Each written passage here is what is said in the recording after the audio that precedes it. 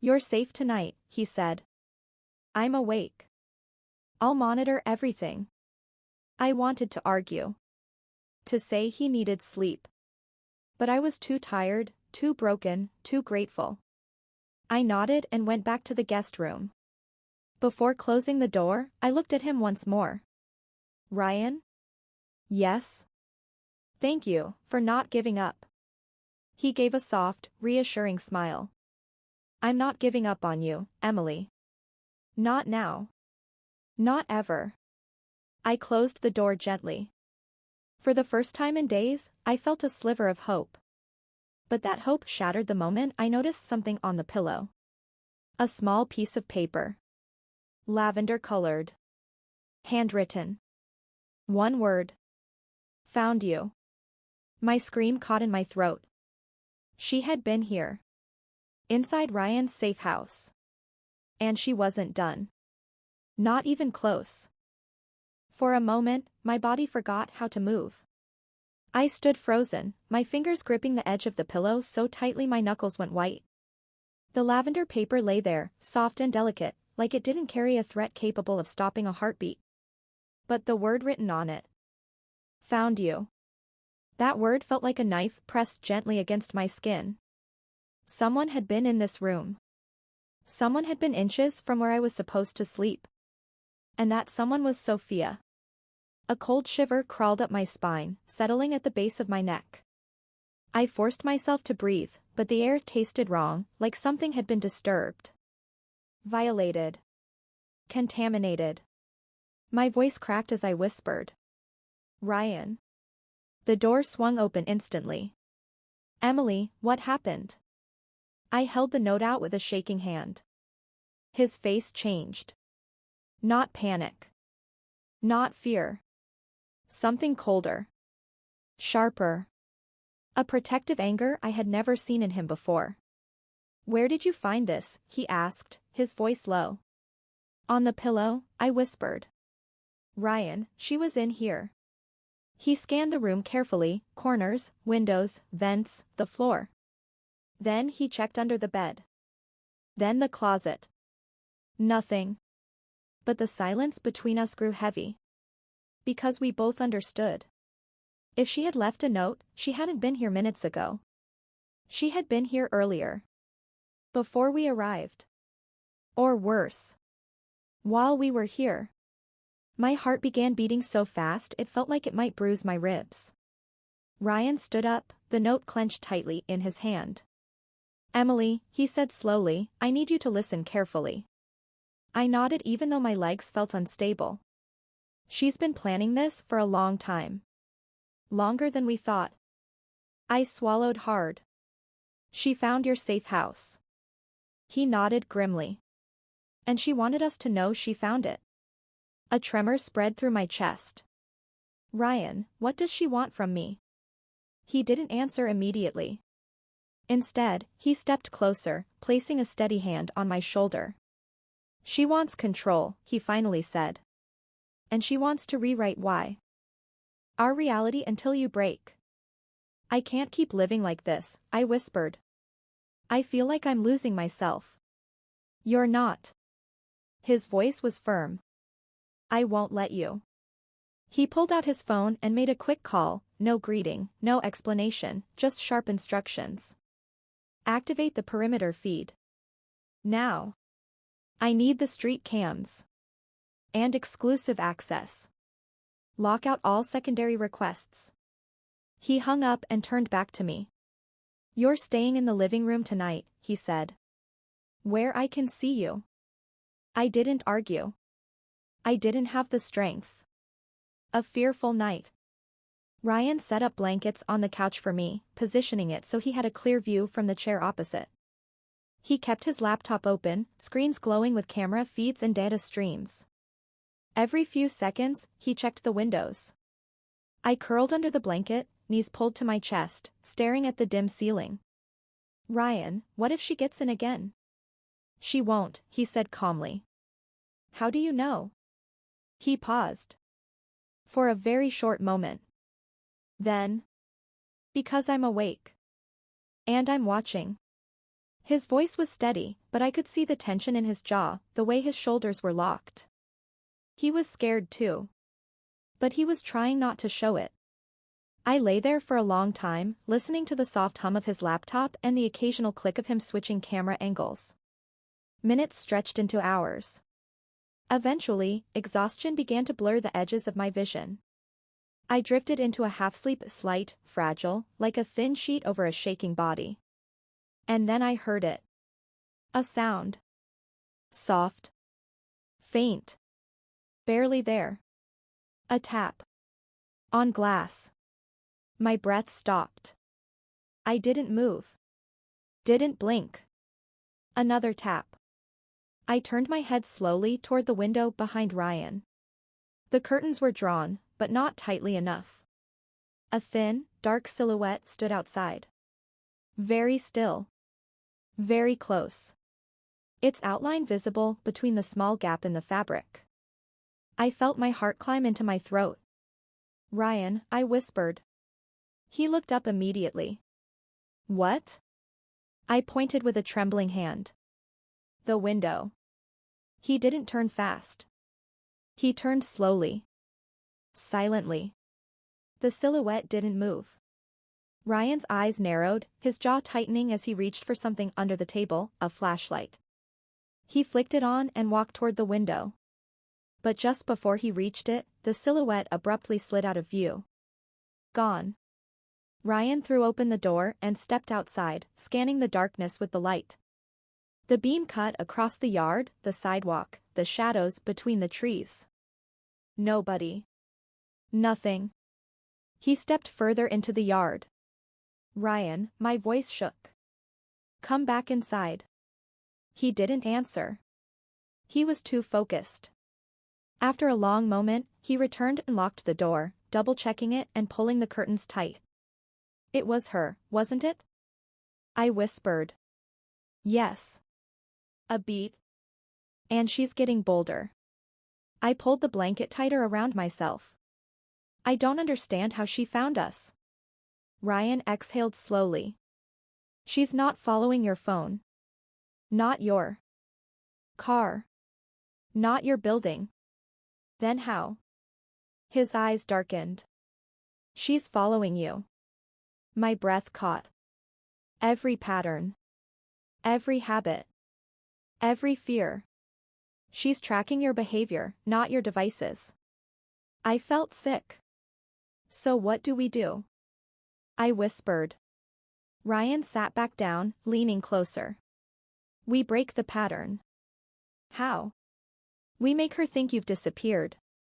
My eyes widened. "Disappear?" "For 24 hours, he clarified. "Long enough to reset her expectations.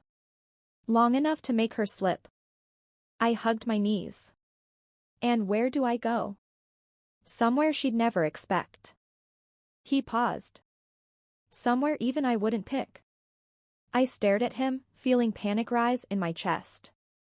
"Ryan, this doesn't feel safe." "It isn't," he admitted. "But it's necessary." A long silence filled the room. Then he added. "And I won't let you go alone."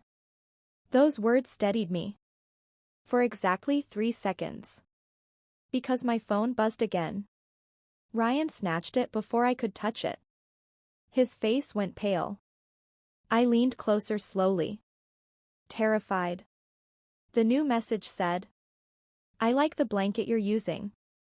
I stared at the words, feeling my blood turn to ice. How did she know? Was she watching through a window? A camera? A hole? I looked around the room wildly. Then I realized something. The blanket. It wasn't mine. It was Ryan's. A blanket only he used. A blanket he kept in a drawer. A blanket folded inside a place Sophia shouldn't know existed. Unless she had been in this house before. A chill colder than anything I had felt yet ran through my body. I looked at Ryan. He looked at me. And together, in the same breath, we realized the truth. She's not just following you. She's following me too. I kept staring at the envelope long after Liam left. The silence inside my apartment felt heavier than the letter itself. I didn't open it right away. I just sat there, holding it, feeling the weight of everything that had happened pressing down on my chest. It's strange how a simple envelope can feel like a ticking bomb. But eventually, I tore it open. Inside, there were 6 photographs. All printed on cheap glossy paper, but the images were sharp enough to make me gasp. The first photo was of me, standing in the coffee shop, laughing with a customer. A moment I never knew someone recorded. The second was me again, taken through my apartment window. I was cooking that night, wearing headphones, completely unaware. The third showed my office building. The fourth, my bedroom door, slightly open. The fifth, my car parked outside the supermarket. The sixth, a close-up of the same handle of my front door I had stared at for hours thinking I was losing my mind. My legs went numb. All this time, someone had been close. Close enough to touch my life, close enough to enter my space, close enough to watch me breathe. And then I saw it. A small note inside the envelope. Asterisk, you should have talked to me when you had the chance. Now I'm the only one who knows the truth. Asterisk. There was no name. No signature. Just those words that felt like a cold blade pressed against my throat. I didn't sleep that night. I kept the lights on, the curtains open, every sound magnified. A car passing by felt like a threat, the sound of my fridge humming felt like footsteps, and every small movement in the apartment made me jolt. Morning finally came, but it changed nothing. The fear didn't fade with sunlight. If anything, it deepened. I decided to go to work anyway. I needed normalcy. Or at least the illusion of it. But as soon as I reached the office parking lot, I froze. Someone had scratched something on the back window of my car. Not deep enough to break the glass, but enough to leave a visible message. Asterisk, stop pretending. Asterisk. My throat tightened so hard I couldn't breathe. I grabbed my phone and dialed Detective Hale. He picked up on the second ring. Emily? I found something. My voice sounded weak even to myself. Photos. A note. And someone scratched my car. He was silent for a moment. Don't move. I'm coming right now. I stood there, trembling beside my car, hugging myself against the cold wind even though the sun was out. When Hale arrived, he moved with urgency I hadn't seen before. He inspected the scratch, the surrounding area, the parked cars, the ground, everything with controlled but sharp movements. This wasn't random, he murmured, almost to himself. No, I whispered. It feels personal. He nodded slightly, jaw clenched. Emily, whoever this is, they're escalating. His words chilled me more than the photos had. He asked me to hand over the envelope. I gave him everything. He placed the items in evidence bags then turned to me again. Emily, have you had any conflict with anyone recently? Anyone who felt rejected? An ex? A coworker? A classmate? I shook my head. No. Nothing like that. Think deeper, he urged. Anyone who tried to get close to you? Someone whose behavior changed suddenly? Someone who watched you more than normal? Images flickered in my mind of faces, conversations, moments, but none of them stood out. Not until something clicked. Something faint. Something I had ignored. There was someone, I whispered. Hale's eyes sharpened. Who? A customer, I said slowly. At the coffee shop. He always sat at the same table. Always ordered the same drink. And he asked strange questions sometimes. Personal ones. What kind of questions? Where I lived. What time I left for work. Why I didn't go out much. He said he liked that I was quiet. Hale's expression darkened.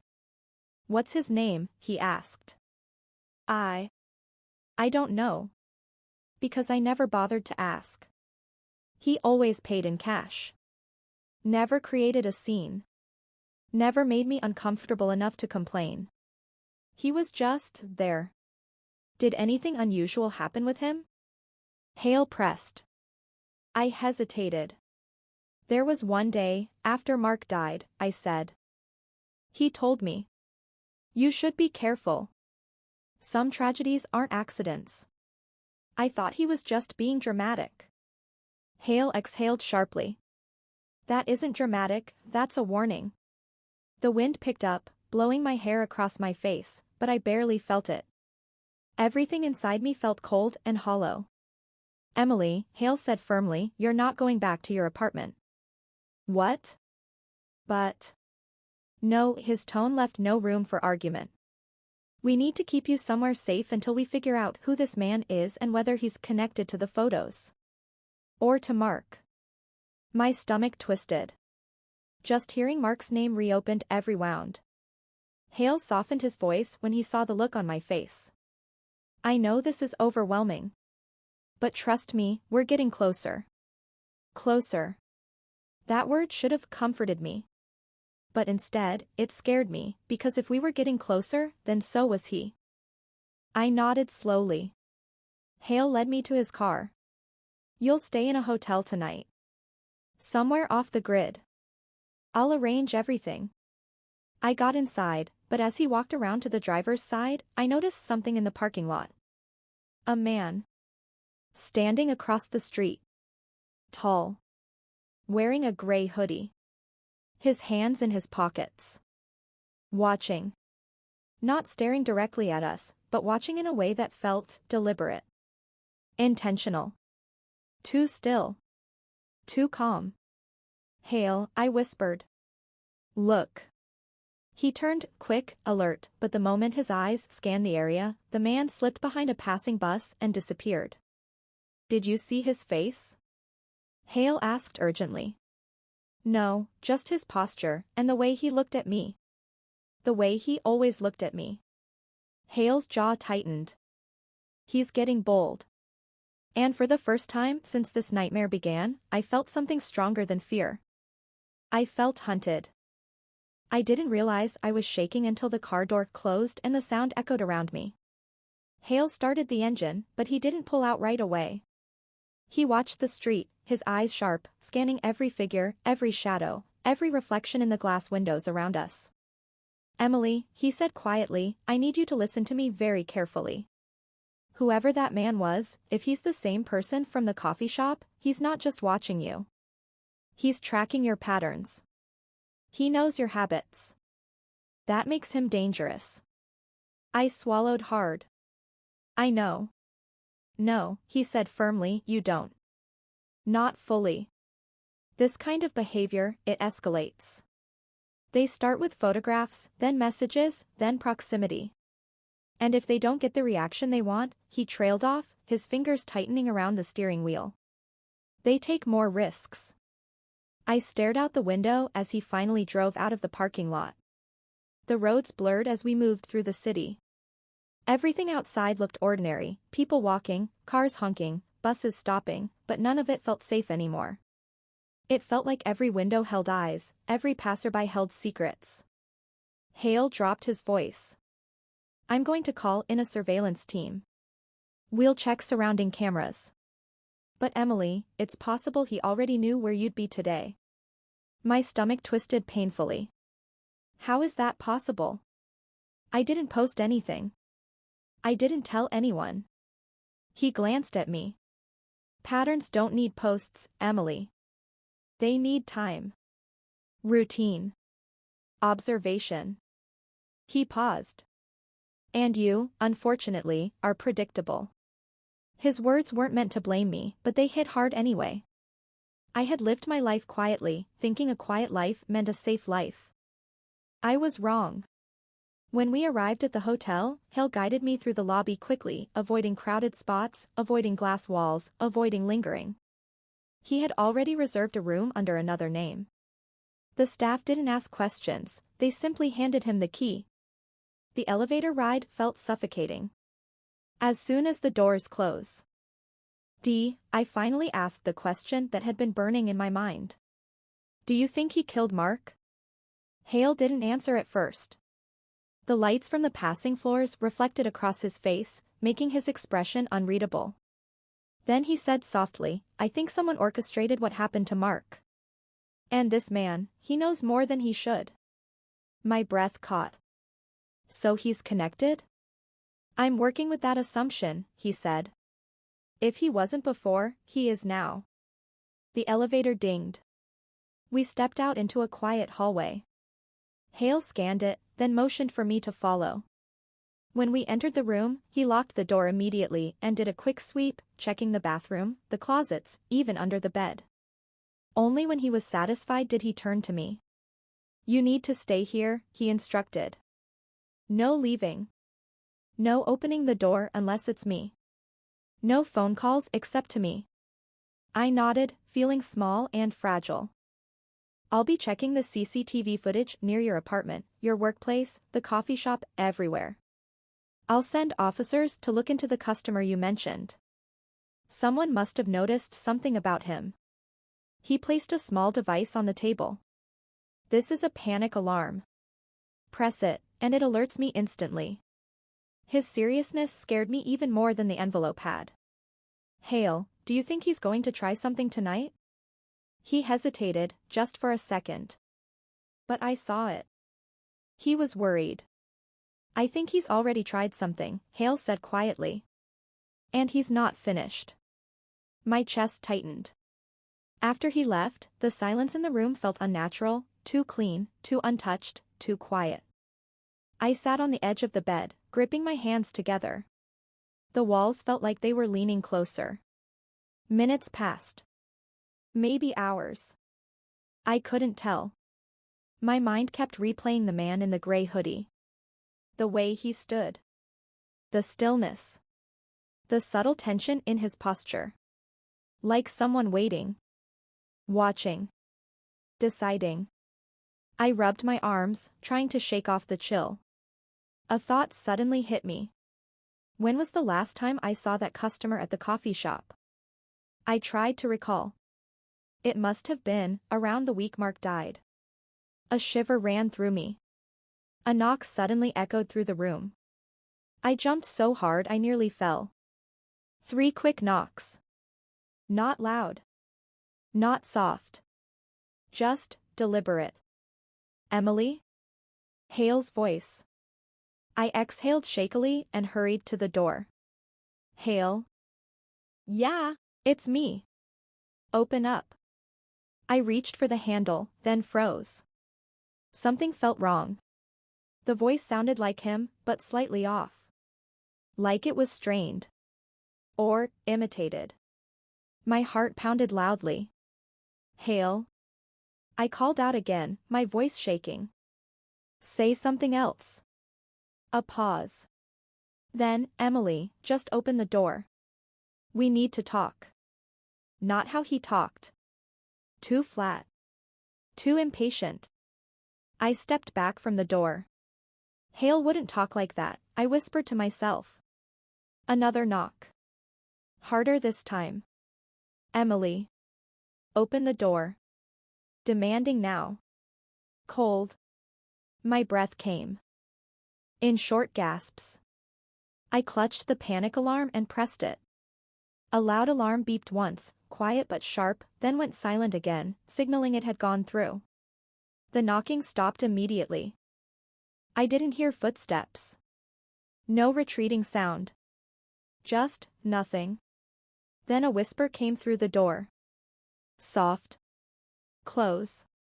Stop pretending, Emily. My blood turned to ice. It was him. The same words scratched on my car. I backed away, nearly tripping over the edge of the bed. My hands shook uncontrollably. I didn't dare make a sound. I pressed myself against the far wall, clutching the device like a lifeline. Seconds dragged. Then more seconds. Nothing but suffocating silence. Finally, I heard real footsteps. Rushed. Heavy. Then Hale's real voice from the hallway. Emily. It's me. Are you okay? Open the door. I rushed to the door and opened it just enough to see him. His face was tense, breathing heavy like he had run. What happened? He demanded. He was here, I whispered. He knocked. He pretended to be you. Hale's expression darkened in a way I had never seen before. He knew you were here, he said. He followed us. My knees nearly buckled. How? I whispered. Hale swallowed hard. We need to consider the possibility that he's not just watching your life. His eyes met mine, stern, grim, unblinking. He may be inside it. The moment Hale said those words, he may be inside your life, something inside me cracked open. It wasn't just fear anymore. It was disbelief mixed with a sickening realization that nothing around me was as safe or as simple as I had believed. I sank onto the edge of the bed. My legs felt hollow, like they couldn't hold me up anymore. Hale closed the door behind him and locked it, his movements sharp and controlled. His jaw was clenched, his eyes scanning every corner of the room as if expecting someone to be hiding in the shadows. He pretended to be you, Hale, I whispered. He knew your tone. Your timing. He knew I was alone. Hale turned toward me slowly. That means he's been closer than we thought. Maybe close enough to study patterns, voices, habits. A cold wave ran through me. You're saying he followed us from the station? Or, Hale said grimly, he was already following you before that. My mouth went dry. I didn't see him anywhere. That's what worries me, he muttered. This kind of man, he blends in. He becomes part of the background. Hale paced the room, running a hand through his hair. It was the first time I had seen him look genuinely shaken. I hugged my arms around myself. Hale, how could he possibly get this close without being noticed? He stopped pacing and looked directly at me. Because he planned it, Emily. He studied you. He learned your routine. He figured out who you talk to, where you go, how you move through the world. People like him don't strike without preparation. His voice softened slightly. And you were an easy target because you're kind, quiet, and predictable. I looked down at the floor, shame washing through me even though I knew none of this was my fault. A sudden knock made both of us jolt, but this time it came from the wall, not the door. A noise from the next room, just a faint thud. Hale stepped toward it slowly, listening. The knocking stopped. He glanced back at me. Stay behind me. I stood up shakily and moved closer to him. He opened the small peephole on the adjoining door between hotel rooms, locked, thankfully. He checked the hallway through the main door again, then returned, his expression tight. No one's there. Could have been the room next door. Could have been coincidence. But neither of us believed that. He walked over and sat on the edge of the dresser, leaning forward with his elbows on his knees. Emily, we need to talk about something important, he said. Something you may not want to hear. My heart thudded painfully. What? There's a chance the man watching you isn't working alone. My breath hitched. What do you mean? He held up a hand. I'm not saying it's definite. But the timing, the knowledge, the precision, it's too much for one person to pull off cleanly. Someone had to feed him information. Information? I repeated. About you. Your work. Your habits. Your location tonight. I shook my head. But who? I barely talk to anyone. That's exactly why it stands out, Hale said quietly. You may not talk much, but your life still crosses paths with people every day. And someone in that small circle may have noticed more about you than you realized. My mind raced, my coworkers, the barista at the coffee shop, the neighbor who always nodded politely, the delivery guy who dropped off my groceries, the woman at the front desk of my building. Any one of them could have been paying attention. But the thought that hurt the most was the possibility that someone I trusted, even a little, had helped this stranger get close. Hale checked his phone. Backup is 10 minutes away. We'll sweep the floor and check the hallway footage. I nodded numbly. He stood and walked toward the window, pulling the curtain back slightly. Stay away from sightlines, he warned. I moved to the side wall, pressing my back against it. The room felt smaller by the second. Hale kept watching the street below. There's something else. What? My voice trembled. Whoever he is, he's smart. He knew impersonating me would get you close to the door. He knew you'd respond to authority. He almost fooled me, I whispered. No, Hale said firmly, turning toward me. You didn't open the door. That saved your life. His words hit me hard. I had come that close. One lock. One instinct. One hesitation. That's all that stood between me and him. Suddenly, Hale's phone buzzed. He looked at it, and his face shifted. What is it? I asked quickly. He held the phone up. It's from the station. They pulled footage from near your apartment complex. And? They found him. My heart hammered. The man in the hoodie? Yes. Hale approached me, his voice low and urgent. Emily, this is where it gets important. The footage shows him following you on multiple days.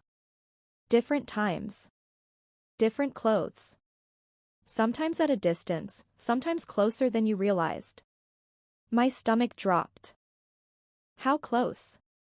I whispered. Hale hesitated. Close enough to reach out and touch you. My breath caught in my throat. Nausea churned in my stomach. Why didn't I see him? Because you weren't meant to, Hale said simply.